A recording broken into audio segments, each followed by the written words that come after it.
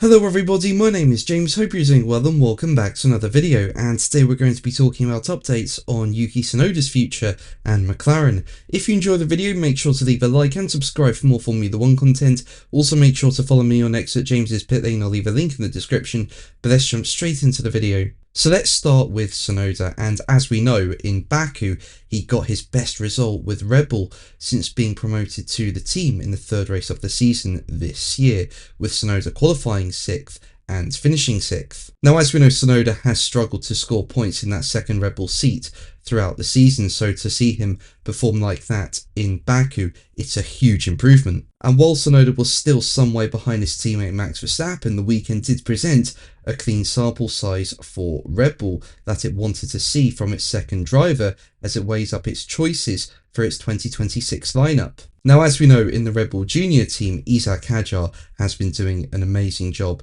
in 2025 and, in my opinion, is the Rookie of the Year. And Autosports say that Hadjar looks set to be promoted to the main team, but a final call won't be made before the end of October. And Red Bull F1 team boss Lauren Mecki said Tsunoda's progress in Baku shows why the team is in no rush to finalise its 2026 lineup, with Mecki saying, as quoted by Autosport, "It's good to see Yuki keeping up, he deserves it. It's why you see us relaxed about it, because we have time, why would we rush? Because speed doesn't disappear, drivers make progress. It's such a confidence business, and you see the confidence of Yuki was certainly high up, and he did very, very strongly. So we have more time. As we said, we will not wait until Abu Dhabi, but we have a few more races for sure." Now, interestingly, there has been some speculation about Tsunoda potentially going to Aston Martin. Basically, last week it was reported that Aston Martin reserve Felipe Drugovich will make a full-time return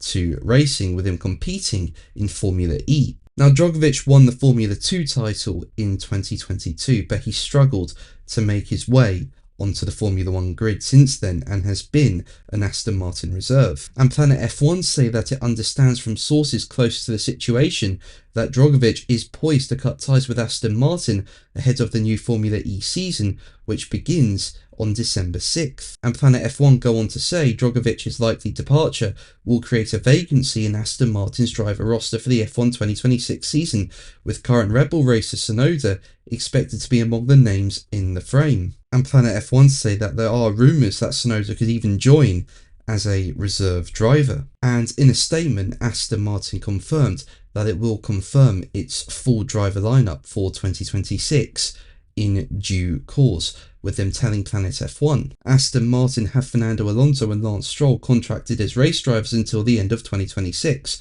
The wider driving squad for next year will be announced in due course. Now, on the one hand, I can't really imagine seeing Tsunoda go to Aston Martin as a reserve. You know, I think he would want a full-time race seat. But on the other hand, if Red Bull decide to go with Hadjar in 2026 alongside Verstappen, and then at the Red Bull Junior team they decide to promote Arvid Lindblad into the squad alongside Liam Lawson, there'd be no room for Tsunoda. So maybe it could happen, who knows? What do you think? Let me know in the comments below. But let's move on to McLaren, with McLaren Racing Chief Executive Zak Brown confirming that the recently reported stake sale is all done. Basically, motorsport.com say that it was reported at the beginning of September 2025 that the Bahraini sovereign wealth fund Mumtalakat and automotive investment group CYVN Holdings, which already own McLaren Group, were looking to acquire a further 30% stake in McLaren Racing. And Brown says the deal is all done, and motorsport.com say that, according to Bloomberg, the deal means McLaren Racing has reached a value of $4.1 billion.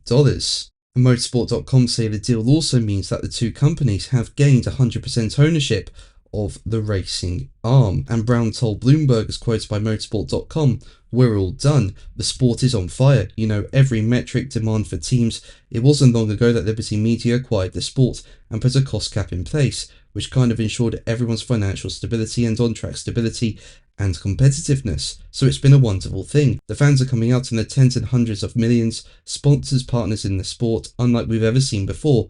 So the sport is on fire, and long may it continue." But that's going to be the video from me today. Thank you ever so much for watching. Make sure to like and subscribe for more videos, and until the next one, take care. Bye.